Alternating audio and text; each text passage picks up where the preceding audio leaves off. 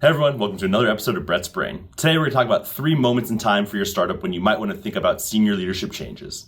Hey, I'm Brett, former entrepreneur, current venture capitalist. Thanks so much for checking out the channel. Our goal here is to help entrepreneurs succeed. So make sure you share, like, subscribe, and ask us questions that we can help you with in your entrepreneurial journey.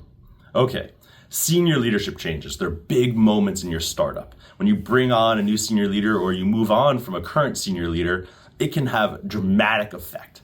So when should you be thinking about this, and what are some signs and times and moments in time in your startup that it might make sense to make a change? When you first start, it might be you and a co-founder, maybe 2 co-founders, and that's it. And that tends to be the senior leadership team.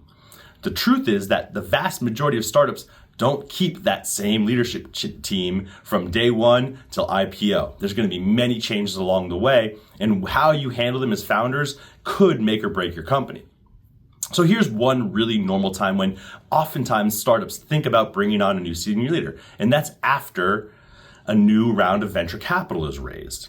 So oftentimes you've brought on new capital, whether it's a seed round, a series A, even a pre-seed round, and you're trying to fill a hole. You need somebody on product side, you need somebody on sales side, you need somebody on the tech team, you need somebody in ops, and you want to bring on a new senior leader to lead that role.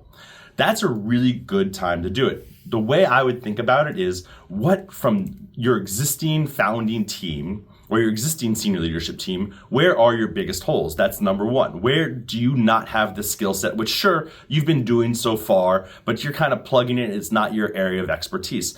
What can you bring in to take something completely off your table to free you up to do the thing that you do best, whether that's product or sales or something else? Usually when you're freeing up your time, a founder is freeing up their time to do sales and or product, and they're taking everything else off their plate.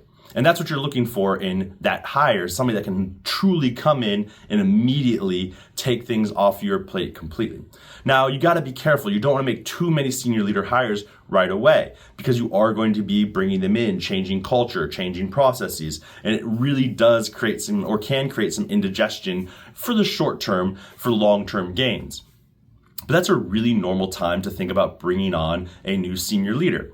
One thing to watch out for is oftentimes founders have the urge to bring a super senior person on and help their startup, and they think it's going to automatically take you leaps and bounds beyond from where you are today. And the truth is, if your company's not ready, that senior leader is not going to really be able to move the needle for you. You can't expect somebody to just plop in day one and all of a sudden your sales are going to triple. That just doesn't happen. If you haven't figured out how to sell your product yourself, you're not going to be able to hire a senior leader that can do it for you. Same thing with product, same thing with ops. You have to have some processes in place that your senior leader can come in, start using, and then modify and make better. And that brings us to the second time when you might need to move on from one of your leadership team members. And that's when your startup's just not ready for them. This often happens on the sales side. When your product's not quite ready, you don't have product market fit, you don't know who your ideal customer profile is, and you might have brought on a senior salesperson too early.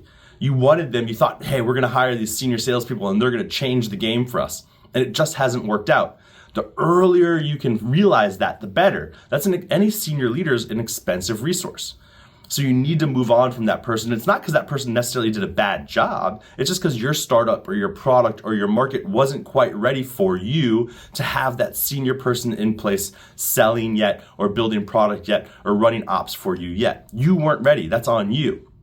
Now, obviously, if you have the wrong person, you want to move on as quickly as you realize that. But unfortunately, the problem that more startups fall into is they have a really good person, but they're just not, it's just the performance isn't there because the startup wasn't ready, and it's harder to move on from that person. But you need to save runway, you need to extend how much time you have to figure things out, and it's better for everyone in the long run to move on. Now, the third situation is a really tough one, but it's one that CEOs of startups have to make all the time, and you're going to have to make many times throughout your entrepreneurial journey. And that's when you need to move on from a current senior leader to a new senior leader. And usually this happens as the stage of your startup changes. So somebody's skill set in the pre-seed might not be fit for post-series A. Somebody's skill set in a series A might not be a fit for growth equity rounds. Now, there are some senior leaders that can go from pre-seed to seed to series A all the way through to IPO, but that's actually an unusual skill set. Sometimes you need to bring somebody in, get your product team squared away and figure it out for you once you've raised your seed round. And then once they do that, they might not be the right person to then lead the product team into growth equity stages. And that's okay. And one of the jobs of the CEO of the startup is to recognize that quickly, make that decision, and if there's another role for that person within the organization, move them to the new role, and then bring somebody in that is the right person to bring the sales organization to the next level or the product organization to the next level that it's where your startup's ready for. And if the CEO isn't able or willing to identify when that has become the case, then the CEO's probably not the right person to move you from pre-seed to seed to Series A to growth equity either. That's one of the three biggest jobs of the CEO is identify talent and get that talent in and make sure that they're doing a great job. And those are really hard decisions because oftentimes those are great people. They helped you get from Series Seed to Series B. But post Series B, you need to level up or you need a new skill set. And so hopefully you can keep that person on, but oftentimes you end up parting ways with those people, and that's okay. And you can do it in a really, really good way where you maintain friends, you maintain friendships, and you have those believers in you, but it was just also the right thing to do for your company.